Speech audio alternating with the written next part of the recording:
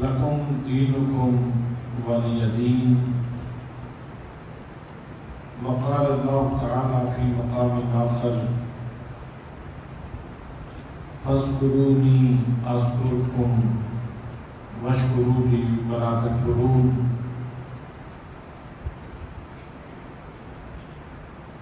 صدق اللہ مولانا العظیم وصدق رسولہ النبی الکریم الامین الرؤوف الرحیم۔ الصلاۃ والسلام علیک یا سیدی یا رسول اللہ وعلی آلک و اصحابک یا سیدی یا حبیب اللہ۔ نقش ہے جو دل پہ وہ تصویر پاکستان ہے، نقش ہے جو دل پہ وہ تصویر پاکستان ہے، مصطفیٰ کے نام کی جاگیر پاکستان ہے۔ آج یوم پاکستان ہے، آج کی حسین ساعتوں میں اللہ کریم نے ہمیں یہ وطن عزیز عطا فرمایا تھا۔ آج شکرانے کا روز ہے، شکرانے کے لمحات ہیں۔ اللہ کریم کا وعدہ ہے کہ اگر تم میری نعمتوں کا شکر کرو گے لئن شکرتم لأزیدنکم، کہ اگر تم شکر کرو گے تو میں اپنی نعمتوں میں اضافہ کر دوں گا۔ تو آج شکرانے کا روز ہے۔ میں آپ سب لوگوں کی خدمت میں انتہائی ادب کے ساتھ، انتہائی محبت کے ساتھ عرض کروں گا کہ آج جب آپ نماز ظہر ادا فرمائیں تو نماز ظہر کے ساتھ 2 رکعت نماز شکرانہ ادا کریں، اور اگر یہ کام بحیثیت قوم ہم سبھی لوگ کریں، جامعہ مدینہ النبی نوشہرہ وادی سون سے یہ خوشبو پھیلے اور پورے ملک میں پھیل جائے، اور ہر محب وطن پاکستانی، پاکستان کا ہر باسی اللہ کی بارگاہ میں سر جھکا دے، اور یہ چیز ایوان صدر تک چلی جائے، پرائم منسٹر ہاؤس تک چلی جائے، قومی اور صوبائی اسمبلیوں تک چلی جائے، اور سب بحیثیت قوم یہ کہیں کہ یار اللہ کا وعدہ سچا ہے۔ دنیا کے سارے فلسفے جھوٹے ہو سکتے ہیں، ہر بندے کی فکر کے اندر شکم ہو سکتا ہے، غلطی ہو سکتی ہے، لیکن اللہ کا وعدہ جھوٹا نہیں ہو سکتا، اللہ کا فرمان غلط نہیں ہو سکتا۔ آسمان پھٹ سکتا ہے، زمین چل سکتی ہے، لیکن میرے رب کا وعدہ غلط نہیں ہو سکتا۔ تو آئیے بحیثیت قوم اللہ کریم کی بارگاہ میں سر جھکاتے ہیں، اس پہ شکرانہ ادا کرتے ہیں۔ اور شکرانہ صرف یہ نہیں ہے کہ سجدہ ادا کر کے شکرانہ ادا ہو جاتا ہے، شکرانے میں یہ چیز بھی پیش نظر رکھی جاتی ہے کہ جو انعام حاصل ہوا ہے، جو نعمت حاصل ہوئی ہے، اس کی اب تک ہم نے کتنی قدر کی ہے، اور آئندہ اس کی قدردانی کے کون سے خطوط ہم نے طے کرنے ہیں کہ جن خطوط کے اوپر چل کے ہم اس ملک پاکستان کی قدردانی کا فریضہ سر انجام دے سکیں۔ تو حضرات محترم، اس لیے ضروری ہے کہ ہم بحیثیت قوم اللہ کی بارگاہ میں جھک جائیں، اللہ کی بارگاہ میں سجدہ ریزی کریں، اللہ کی بارگاہ میں یہ عرض کریں کہ مالک تو نے ہمیں ایک بہت بڑا احسان، ہمارے اوپر بہت بڑا احسان فرمایا، ایک بہت بڑی نعمت ہمیں عطا فرمائی۔ ہم سے جو غلطیاں ہوئیں، جو کوتاہیاں ہوئیں، جو لغزشیں ہوئیں، ہم اس کے اوپر تیری بارگاہ میں سچی توبہ کرتے ہیں، اور آئندہ اس کی اصلاح، اس کی بہتری، اس کی بقا اور اس کی ترقی کے لیے کوشش کریں گے۔ اگر یہ چیز پورے ملک میں ادا کر دی جائے اور صمیم قلب سے، دل کی گہرائیوں سے اس کے اوپر عمل ہو جائے، تو پھر ایسا ممکن ہے کہ اس پاکستان کے بارے میں کوئی بہتر سوچ پیدا ہو، اور آنے والے وقت میں یہ ترقی کے دنوں کے اوپر سفر کرتا ہوا ایک ترقی یافتہ ملک بن جائے۔ آج تو صورتحال یہ ہے کہ اس متاع گرامایا کے ساتھ سلوک یہ ہوتا ہے کہ جیسے کسی کا گھر ہو، ایک ڈاکو آئے، وہ لوٹ کے چلا جائے، پھر دوسرا ڈاکو آ جائے اور پھر وہ اس کو لوٹ کے لے جائے، پھر تیسرا ڈاکو آ جائے اور وہ اس کو لوٹنا شروع کر دے، اور اس طرح ایک گھر میں اگر مسلسل ڈکیتیاں ہی ہوتی رہیں، چوریاں ہی ہوتی رہیں، تو پھر اس گھر میں کیا ثاثہ رہ جائے گا اور کیا سامان رہ جائے گا۔ تو میرے دوستو، میرے بھائیوں، اللہ کریم نے ہمیں یہ وقت، یہ ملک ہمیں اللہ کریم نے ایک انعام کی صورت میں عطا فرمایا ہے اور ہمیں اس کی قدر کرنے کی ضرورت ہے۔ مجھ سے پہلے برادری گرامی، میں بھی زیرو ہونے کی کوشش کرتا ہوں۔ بھائی احسان احمد صاحب کو اگر ماہر تعلیم کہا جائے تو بندہ زیرو ہو جاتا ہے، تو میں بھی یوں سمجھیں کہ زیرو ہو گیا۔ یہ ماہر تعلیم ہے، ہم تسلیم کرتے ہیں، تو زیرو ہونا بھی بڑی اچھی بات ہے، اس لیے کہ موتو قبل ان تموتو، مرنے سے پہلے مر جاؤ تو حیات جاوید مل جاتی ہے۔ اسی لیے تو جاوید جاوید ہے کہ یہ بڑے لوگوں کے سامنے ان کی حیثیت اور ان کے مقام اور مرتبے کو پہچانتا ہے۔ یہ زیرو ہوتا ہے، اگلے دن پھر یہ ہیرو ہوتا ہے۔ اور مجھ سے پہلے آپ نے ایڈوکیٹ عظیم دانشور جناب محمد زوال کھارا صاحب کی گفتگو کی سماعت فرمائی۔ میں آپ کا زیادہ وقت نہیں لوں گا، میں نے قرآن مقدس سے چند فارمولے پیش کرنے ہیں اس ملک کی ترقی کے لیے، اور وہ میں آپ کی خدمت میں عرض کرنے کے بعد اپنی گفتگو کو سمیٹ لوں گا۔ لیکن یہ بات کہنے سے میں نہیں رک سکتا کہ یہ وطن عزیز، یہ پاکستان، یہ خطہ زمین، یہ اللہ کا انعام اور میرے آقا کریم صلی اللہ علیہ وآلہ وسلم کا خوبصورت معجزہ ہے۔ جیسے مجھ سے پہلے میرے دوست یہ کہہ رہے تھے کہ کسی بھی ملک کی ترقی میں علم بہت اہم کردار ادا کرتا ہے۔ آپ جانتے ہیں کہ انگریزوں نے یہاں کا اقتدار مسلمانوں سے چھینا تھا، اور جب وہ یہاں قابض ہوئے تو یہاں مسلمانوں کی کتابیں اٹھا کر کے یورپ میں لے گئے، اور یہاں علماء کرام کو ذبح کیا گیا، ان کو پار دریائے شور کی سزائیں دی گئیں، اور جتنی لائبریریاں تھیں وہ برباد کر دی گئیں، ادارے برباد کر دیے گئے، اوقاف برباد کر دیے گئے، جو سہارا تھے مساجد کے اور مدارس کے۔ اور پھر ایسی صورتحال پیدا ہوئی کہ تجارت وہ ہندو کے پاس ہے، سکھ کے پاس ہے، اقتدار انگریز کے پاس ہے، مسلمان زیادہ سے زیادہ درجہ چہارم کا ملازم۔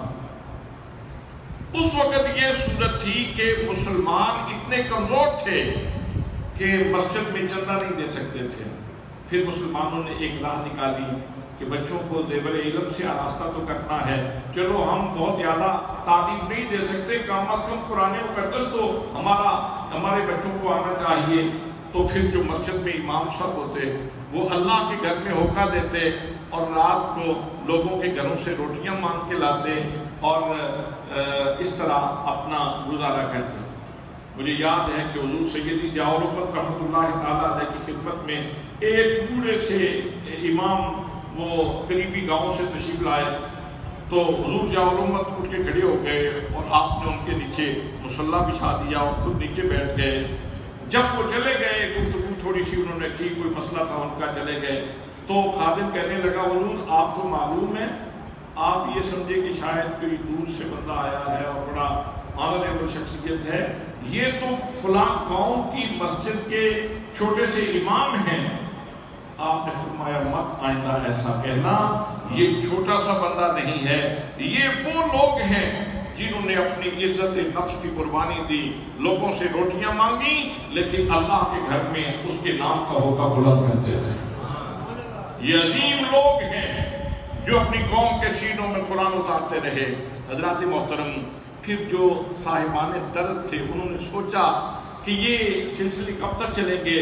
پھر غازی اسلام جیسے لوگ اٹھے، حضرت پیر محمد شاہ غازی رحمۃ اللہ تعالیٰ علیہ جیسے لوگ اٹھے، انہوں نے کہا کہ یہ زوال ویسے ختم نہیں ہوگا، اس زوال کے خاتمے کے لیے اور اس قوم کو عروج آشنا کرنے کے لیے ضروری یہ ہے کہ اس کے لیے علم کے چراغ جلائے جائیں۔ پھر آپ نے محمدیہ غوثیہ پرائمری اسکول کے نام سے ایک اسکول شروع کیا اور دارالعلوم محمدیہ غوثیہ کی صورت میں ایک ادارہ شروع کیا، اور اس وقت مسلمان اتنا بھی نہیں کر سکتے تھے کہ اپنے بچوں کی فیس پے کر سکیں جو سرکاری اسکول تھے ان میں۔ تو حضرت پیر محمد شاہ صاحب رحمۃ اللہ تعالیٰ علیہ آپ گھر گھر کے اوپر جا کے دستک دیتے تھے اور ان کو بلا کے اس کی ماں کو، بچے کی ماں کو، اس کے باپ کو کہتے تھے مہربانی کریں نا اپنے بچے کو اسکول بھیجا کریں، آپ کا بچہ اسکول گوئنگ ہے، اس کی عمر ایسی ہے، آج وہ پڑھ سکتا ہے، آج اس کا سینہ روشن ہو سکتا ہے، آپ اپنے بچے کو بھیجا کریں، اسکول بھیجا کریں۔ وہ کہتے ہیں ہمارے پاس تو ٹکا جو فیس ہے وہ ہم ادا نہیں کر سکتے۔ تو حضرت پیر محمد شاہ رحمۃ اللہ تعالیٰ علیہ، جسٹس ضیاء الامت پیر محمد کرم شاہ صاحب کے والد گرامی، وہ فرماتے تھے تمہارے بچوں کی فیس میں دے دوں گا، تم اپنے بچوں کو پڑھنے کے لیے بھیجا کرو۔ پہلے یہ ہوتا رہا، پھر خود سکول شروع کیا، خود مدرسہ شروع کیا، اور اس طرح ہمارے بزرگوں نے اس قوم کو آہستہ آہستہ اٹھانے کی کوشش کی۔ پھر اللہ کا فضل ہوا، پھر آہستہ آہستہ شعور ڈیولپ ہوا، ان دلوں کے اندر یہ تمازت پیدا ہوئی، یہ گرمی پیدا ہوئی کہ ہم کب تک غلامی کی زنجیروں میں جکڑے رہیں گے، ہمیں آزادی کی کوشش کرنی ہے، ہمیں آزاد ہونا ہے۔ حضرات محترم پھر آہستہ آہستہ یہ بیداری آئی، یہ شعور ڈیولپ ہونے لگا، اور پھر کیا ہوا، اللہ کریم نے جب اس قوم کو یہ شعور اور بیداری عطا فرمائی، اس خون کی گرمی کے لیے، اس کے جذبوں کو مہمیز لگانے کے لیے اللہ کریم نے اس وقت مسلسل ایسے مردان غازی پیدا فرمائے جنہوں نے اس قوم کی عروق مردہ پہ جان پھونک دی۔ آپ جانتے ہیں قیام پاکستان سے پہلے شماتت رسول کی تحریک بھی اپنے جوبن پر تھی، کہیں رنگیلا رسول نامی کتاب لکھی جا رہی ہے نعوذ باللہ، کہیں کسی صورت میں نبی پاک صلی اللہ تعالیٰ علیہ وسلم کی گستاخی کی جا رہی ہے، کبھی کسی صورت میں نبی پاک صلی اللہ علیہ وسلم کی گستاخی کی جا رہی ہے، کوئی ہندو یہاں بھونک رہا ہے، کوئی ہندو یہاں بھونک رہا ہے، پھر مسلمان میدان میں آئے۔ اور یاد رکھیں جب کوئی غازی اٹھتا ہے اس کی ایک جان جاتی ہے تو اس کی ایک جان کئی جانوں کو نئی زندگی دے جاتی ہے۔ غازی علم الدین رحمۃ اللہ تعالیٰ علیہ، غازی عبدالقیوم رحمۃ اللہ تعالیٰ علیہ، غازی عبدالرشید رحمۃ اللہ تعالیٰ علیہ، یہ جتنے شہداء ناموس رسالت ہیں یہ اس دور میں اٹھے ہیں، اور ایک ایک شہید کی حیات کے پیچھے، اس کی شہادت کے پیچھے پھر اس قوم کو نئی زندگی نصیب ہوئی، سوغات زندگی نصیب ہوئی۔ اور پھر اللہ کریم نے وہ وقت پیدا کیا کہ جب مسلم امہ یہ وطن عزیز کے حصول کے لیے کوشش کرتی ہوئی قیام پاکستان کے قریب تک پہنچی۔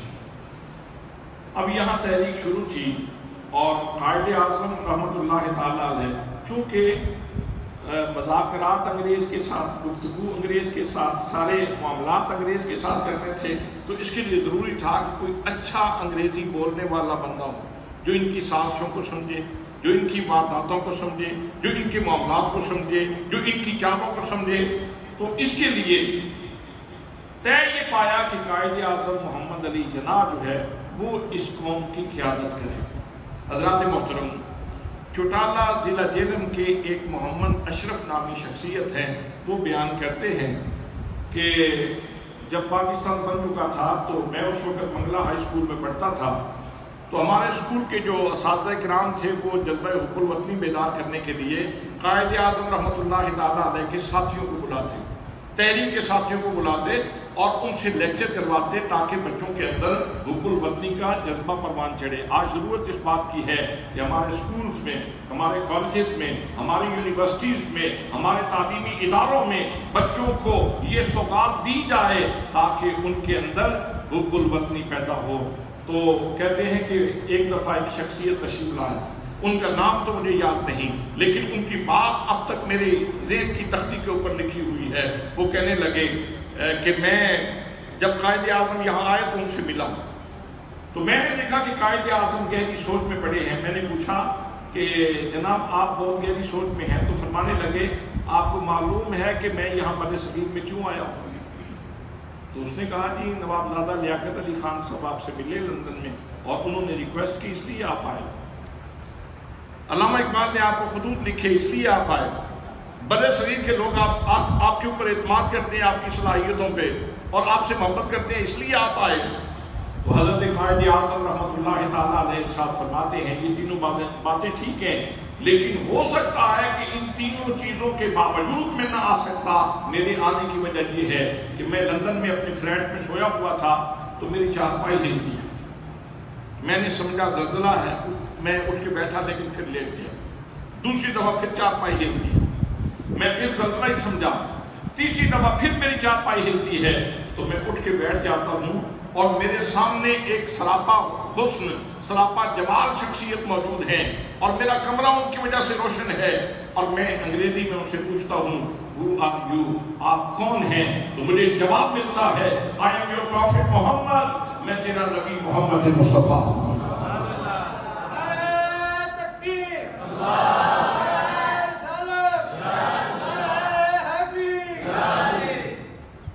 میں تیرا نبی محمد مصطفیٰ ہوں اور میں تیری ڈیوٹی لگانے کے لیے آیا ہوں۔ بر صغیر میں لوگ آزادی کی جنگ لڑ رہے ہیں، تم جاؤ اور ان کی قیادت کرو اور میں تمہارے ساتھ ہوں۔ حضرات محترم، قائد اعظم رحمۃ اللہ تعالیٰ علیہ یہاں آئے تو اس پوری بر صغیر کے جتنے علماء و مشائخ تھے، روحانیین، علماء ربانیین، میں ان کی بات کر رہا ہوں، میں کانگریسی ملاؤں کی بات نہیں کر رہا، میں کانگریسی ملاؤں کی بات نہیں کر رہا، میں علماء ربانیین کی بات کر رہا ہوں۔ وہ سارے کے سارے قائد اعظم رحمۃ اللہ تعالیٰ علیہ کی شانہ بشانہ کھڑے تھے۔ حضرات، ایک داڑھی منڈے کے پیچھے لوگ ویسے نہیں کھڑے تھے، ان کو اس داڑھی منڈے کے کمر کے اوپر مصطفیٰ کریم صلی اللہ تعالیٰ علیہ وسلم کا ہاتھ نظر آ رہا تھا۔ وہ بات مجھے کبھی نہیں بھولتی کہ جب حضرت خواجہ محمد قمر الدین سیالوی رحمۃ اللہ تعالیٰ علیہ کو 2 چٹھیاں بھیجیں خضر وزارت نے، خضر حیات ٹوانا جو اس وقت پنجاب کا متحدہ وزیر اعلیٰ تھا، اس نے 2 چٹھیاں بھیجیں اور کہا کہ یہ ایک بلینک چیک بھیج رہا ہوں، آپ اس کے اوپر جو لکھیں گے آپ کی خدمت میں پیش کر دیا جائے گا۔ آپ زمین مانگیں زمین دی جائے گی، آپ گاڑیاں مانگیں گاڑیاں دی جائیں گی، جو کچھ مانگیں گے آپ کے قدموں میں ڈھیر کر دیا جائے گا۔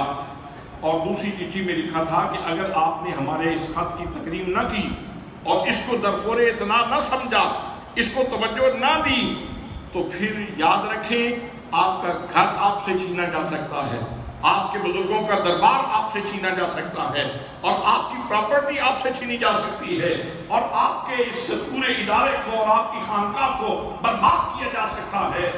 حضرت خواجہ محمد قمر الدین سیالوی رحمۃ اللہ تعالیٰ علیہ کے پاس یہ دھمکی کوئی چھوٹی دھمکی نہیں تھی۔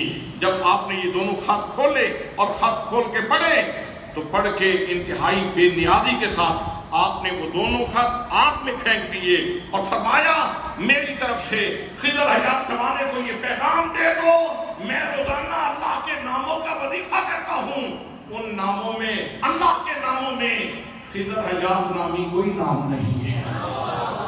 اقتدار میرے رب کے پاس ہے، عزت میرے رب کے پاس ہے، ثروت میرے رب کے پاس ہے، سارے خزانوں کا مالک وہ ہے۔ میں اپنے رب کے اوپر اعتقاد رکھتا ہوں، یقین رکھتا ہوں، میرا رب عزتیں دینے والا ہے اور میرا رب سرفرازیاں دینے والا ہے۔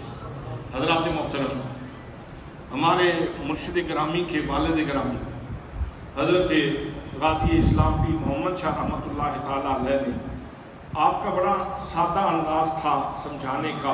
لوگ سمجھتے تھے جیسے یہ روٹین کا الیکشن ہو رہا ہے، یہ 1940 کا جو الیکشن تھا، 47 کا، اس کو لوگ روٹین کا الیکشن سمجھتے تھے۔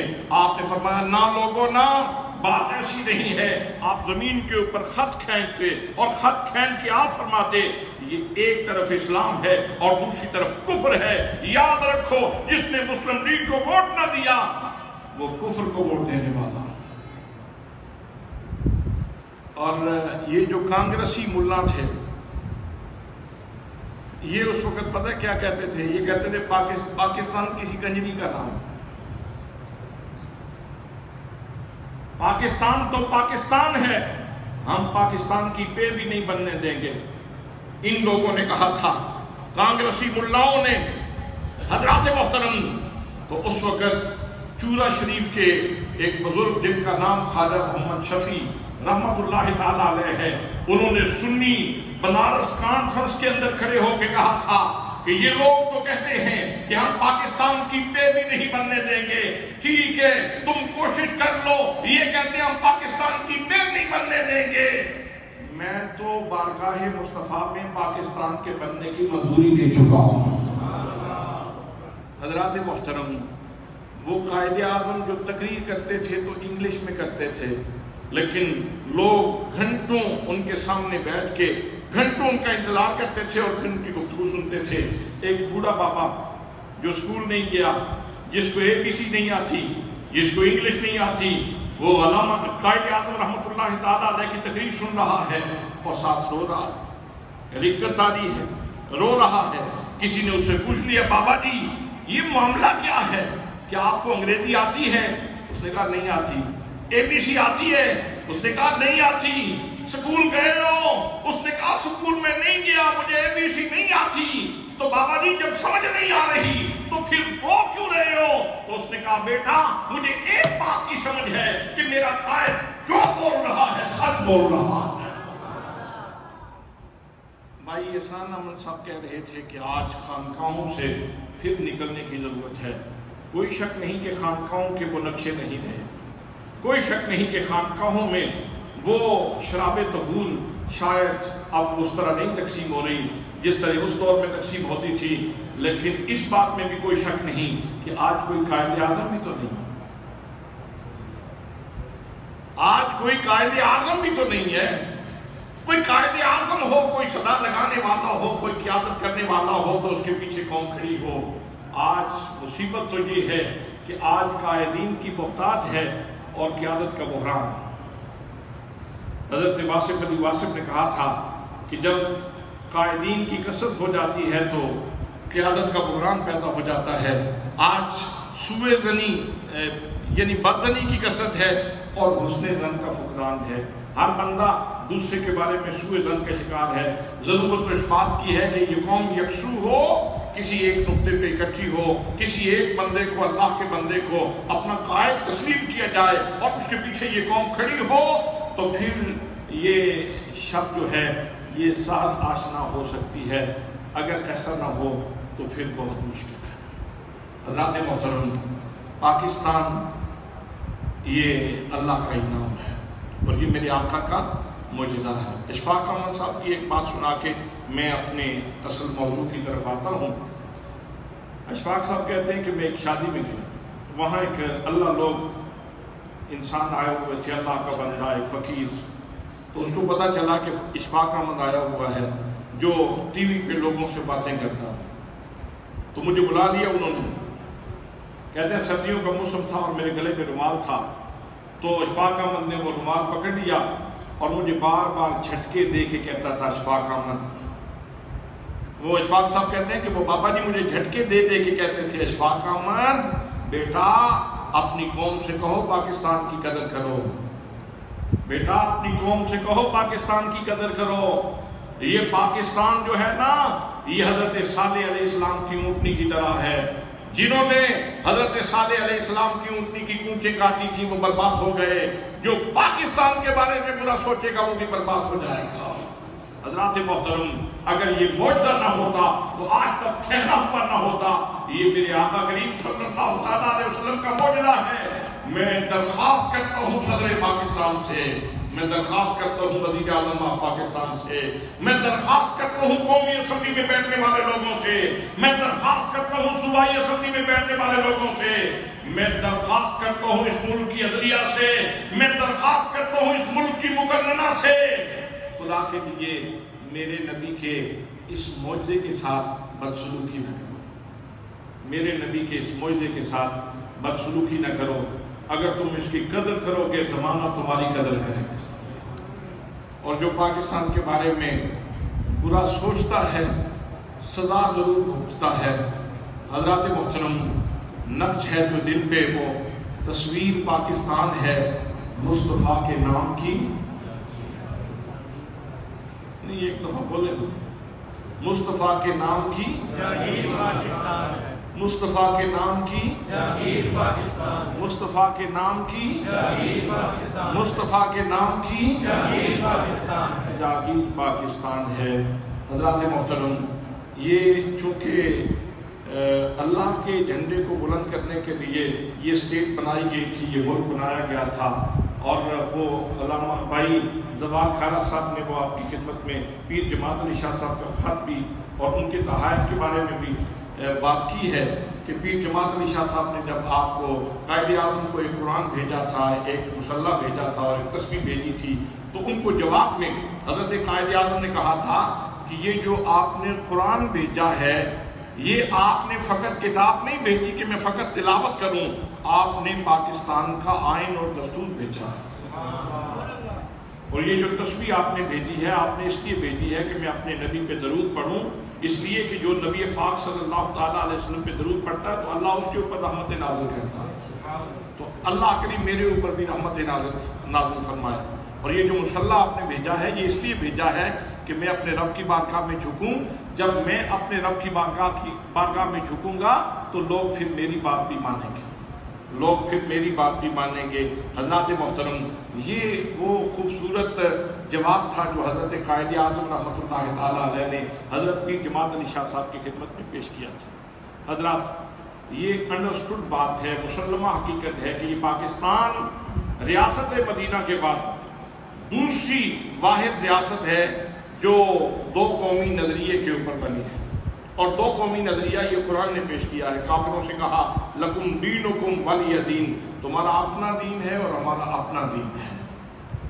जिस तरह एक तारीख कोठा और एक आबाद रोशन इमारत बराबर नहीं हो सकती, इसी तरह हिंदू और मुस्लिम दोनों बराबर हो सकते नहीं।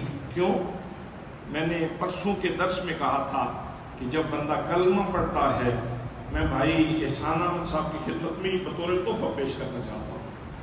हज़रत शेख अब्दुल अजीज दब्बाग ने कहा कि जब बंदा कलमा पढ़ता है तो उसके सीने से दूर का एक धागा निकलता है और वो सीने मुस्तफ़ा से जुड़ जाता है। जिसके सीने की वायरिंग और जिसके सीने का कनेक्शन सीने मुस्तफ़ा से जुड़ा हुआ हो और जिसको रोशनी मदीने से आ रही हो, उसका सीना और एक हिंदू का सीना बराबर नहीं हो सकते। इसीलिए इकबाल ने कहा था, खास है तरकीब में कौम रसूल हाशिम। तो अब जब पाकिस्तान बन चुका और ये 76वां साल रवां दवा है, तो पाकिस्तान बच कैसे सकता है? जो पाकिस्तान बनाने का ख्वाब हमारे बुजुर्गों ने देखा था, वो बन कैसे सकता है? ये पाकिस्तान की बका कैसे मुमकिन है? पाकिस्तान तरक्की के ज़ीनों पे सफ़र कैसे कर सकता है? वो चंद फार्मूले मैंने कुरान से आपकी खिदमत में पेश करने हैं। हो सकता है कि मीडिया के इस हवा के दोष पे ये आवाज़ असहाबे बस्तो कुशाद के कानों तक पहुँच जाए। हज़रात मोहतरम, कुरान ने उम्मत मुस्लिमा को जो आलमगीर गलबे का राज अता किया है, आलमगीर गलबे का राज,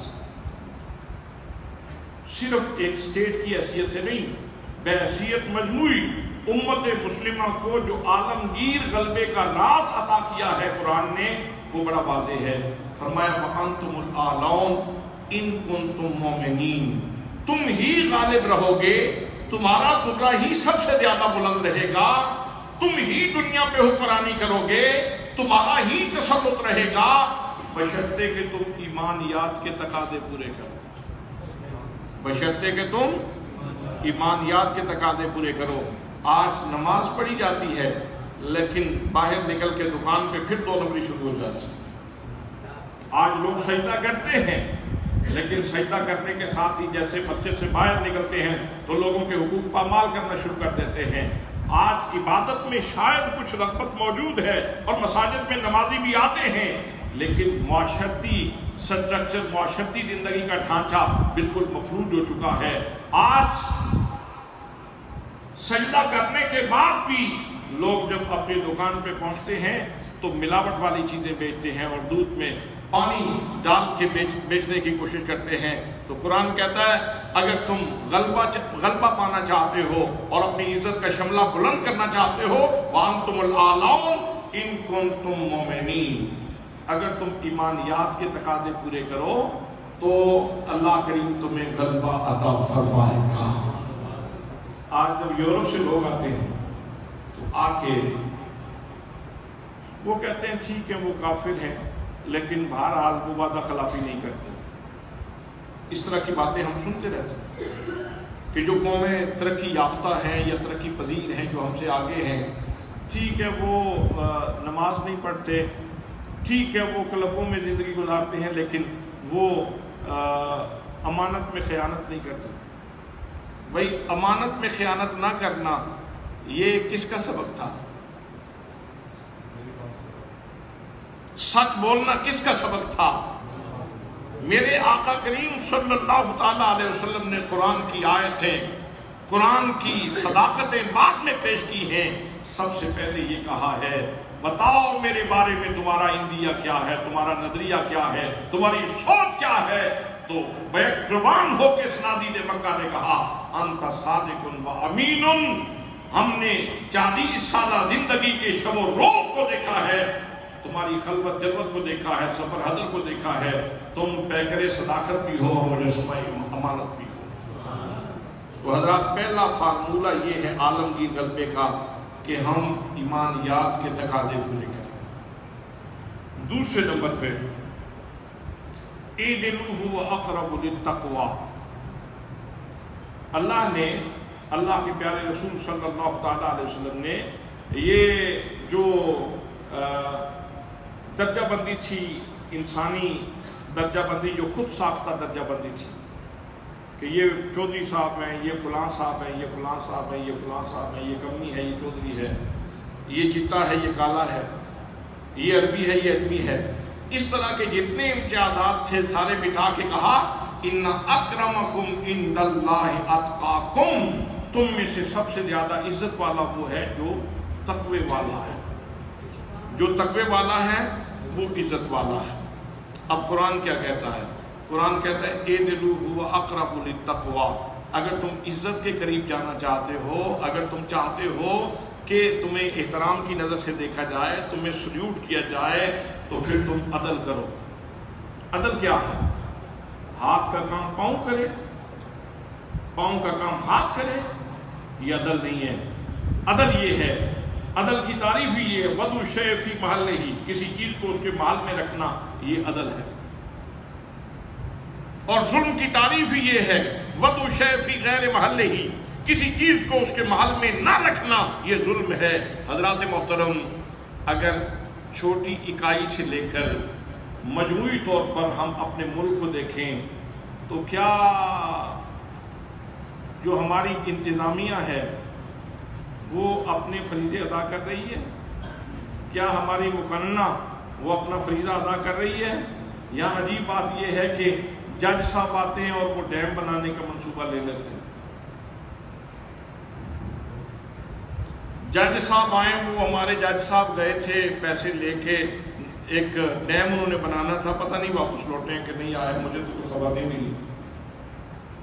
یہاں یہ ہے کہ جج صاحب، بھائی جج کا کام ڈیم بنانا ہوتا ہے؟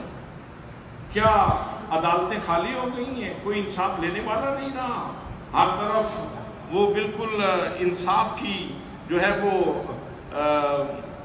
ہوائیں چل رہی ہیں. جج کا کام انصاف دینا ہے، اس کا کام ڈیم بنانا نہیں. آرمی کا اپنا کام ہے، وہ جغرافیائی حدود کے محافظ ہیں، ملک کی جغرافیائی حدود کے محافظ ہیں، ان کو وہ اپنی ڈیوٹی کرنی چاہیے، اپنا وہ کام کرنا چاہیے. جو انتظامیہ ہے اس کو اپنا کام کرنا چاہیے. تو سارے لوگ اگر ظلم نہ کریں، عدل کریں، اپنی ذات کے ساتھ عدل کریں، اپنے ملک کے ساتھ عدل کریں، تو پھر عزتیں ہمارے قدم چوم سکتی ہیں. اور یہ نسخہ کس نے دیا ہے؟ یہ اللہ کے قرآن نے دیا ہے. اب ہماری آرمی، ہماری اسٹیبلشمنٹ وہ کوئی اور کام کرنا چاہتی ہے، مقرنہ کوئی اور کام کرنا چاہتی ہے، انتظامیہ کوئی اور کام کرنا چاہتی ہے، دوسرے کے معاملات میں ہر بندہ دخل اندازی کرنے کی کوشش کر رہا ہے اور اپنی ذمہ داری کوئی ادا کوئی نہیں کرتا۔ حضرات محترم، جب صورتحال اس طرح کی ہو تو یہ قرآن کے دیے ہوئے اصول کی کلی خلاف ورزی ہے، اور جب قرآن کے اصولوں کی ہم خلاف ورزی کریں گے تو پھر ہم ترقی یافتہ نہیں ہو سکتے۔ تو یہ دوسرا فارمولہ ہے قرآن کا دیا ہوا، اگر ہم عزت چاہتے ہیں اور عالمگیر غلبہ پانا چاہتے ہیں تو۔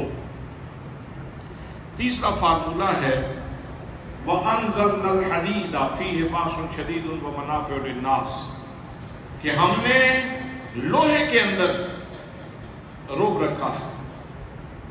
آپ پوری انسانی تاریخ کا مطالعہ کریں، جس قوم نے لوہے کو بہتر سے بہتر استعمال کیا ہے اسی کا غلبہ رہا ہے۔ اور آج بھی پاکستان اتنا غریب اور اتنا مفلوق الحال ہونے کے باوجود بھی لوگوں کے لیے مسئلہ ہے، اس کو نگلنا اتنا آسان نہیں ہے۔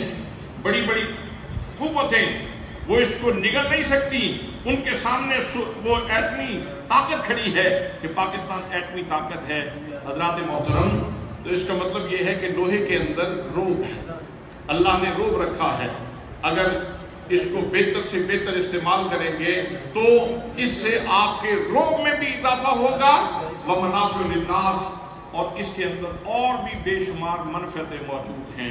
آج جس نے لوہے کو بہتر سے بہتر استعمال کیا ہے، چائنا ترقی کر گیا، جاپان ترقی کر گیا، اور کتنے ملک ترقی کر گئے، اس لوہے کو صحیح استعمال کر کے ہم پیچھے رہ گئے، ہاتھ پہ ہاتھ دھرے منتظر فردا ہیں کہ کل کوئی آئے بندہ اور ہمیں ترقی کا تحفہ دے کے چلا جائے۔ حضرات، یہ تیسرا فارمولہ ہے قرآن مقدس کا، اور تیسرا فارمولہ قرآن مقدس کا یہ ہے اما ما ينفع الناس فيمكث في الارض، کہ جو انسانیت کے لیے جتنا زیادہ نفع بخش ہوگا اتنا اس کو وقار اور عزت زیادہ نصیب ہوگا، انسانیت کے لیے جتنا مفید ہوگا۔ آج ہماری پوزیشن یہ ہے کہ یہاں چھینا جھپٹی کی داستانیں ہیں، یہاں عورتوں کے زیورات چھیننے کی داستانیں ہیں، یہاں لوگوں کے گھروں میں ڈکیتیاں کرنے کی داستانیں ہیں، یہاں حکومتوں کے اوپر شب خون مارنے کی داستانیں ہیں، اور یہاں ہر طرح کی داستانیں موجود ہیں۔ حضرات محترم، قرآن کہتا ہے کہ دوسرے بھائیوں کے لیے، انسانیت کے لیے مفید ہو جاؤ تو تمہیں غلبہ مل جائے گا۔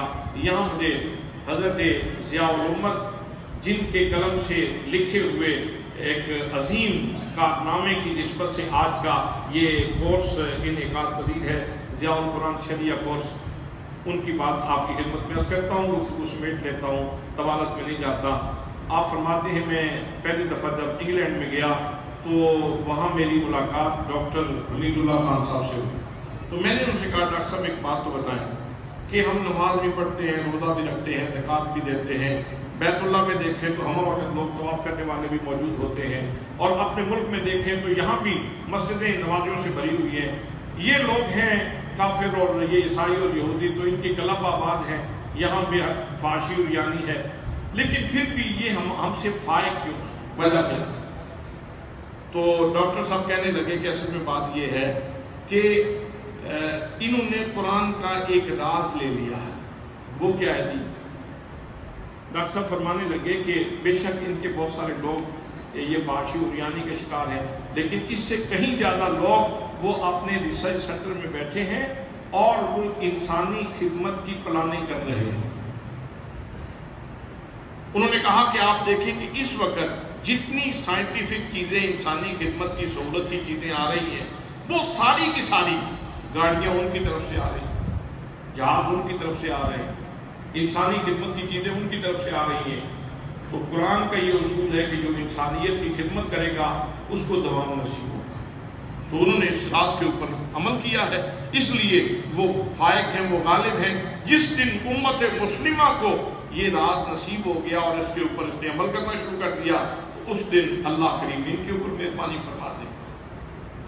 تو یہ بھی قرآنی فارمولہ ہے کہ انسانیت کے لیے جتنے نفع بخش بنو گے اتنا اللہ کریم تمہیں وقار اور عزت عطا فرمائے گا۔ آج وادی سون میں جامعہ مدینہ النبی کا نام کیوں چل رہا ہے؟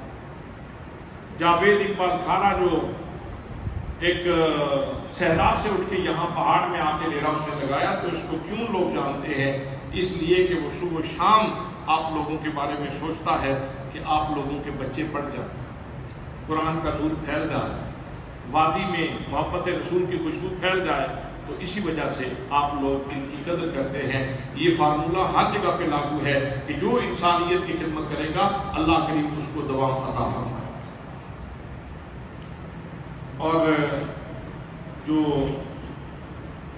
چھٹی بات ہے، اس کے اوپر بہت ساری بات ہو چکی ہے اور میں بھی کر چکا ہوں، میرے دوست بھی کر چکے ہیں، وہ ہے کہ کسی بھی قوم کو زوال سے نکالنے کے لیے جو پہلی چیز ہے وہ علم ہے۔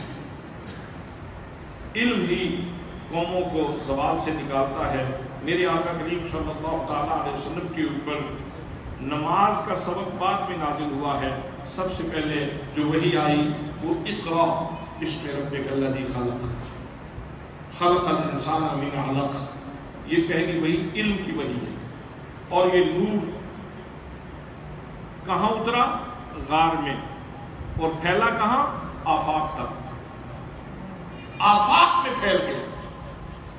بھئی سچائی ہو غار میں بھی ہو تو کائنات میں پھیل جاتی ہے، کائنات میں پھیل جاتی ہے۔ حضرات محترم، ضرورت اس بات کی ہے کہ ہم اس راز کو سمجھیں۔ قرآن کہتا ہے هل يستوي الذين يعلمون والذين لا يعلمون، کہ کیا جاننے والے اور نہ جاننے والے برابر ہو سکتے ہیں؟ ہرگز نہیں ہو سکتے۔ جاننے والوں کو اللہ کریم نے فوقیت عطا کی ہے۔ آج ضرورت اس بات کی ہے کہ ہم اپنے بچوں کو جدید تعلیم سے آراستہ کریں، لیکن اس سے پہلے ان کو یہ سبق پڑھائیں کہ تم ڈاکٹر بنو، لیکن اس سے پہلے خدا کے بندے اور مصطفیٰ کے غلام بنو۔ تم انجینئر بنو، لیکن اس سے پہلے خدا کے بندے اور مصطفیٰ کے غلام بنو۔ تم آئی ٹی کے ماہر بنو، لیکن اس سے پہلے خدا کے بندے اور مصطفیٰ کریم صلی اللہ تعالیٰ علیہ وسلم کے غلام بنو۔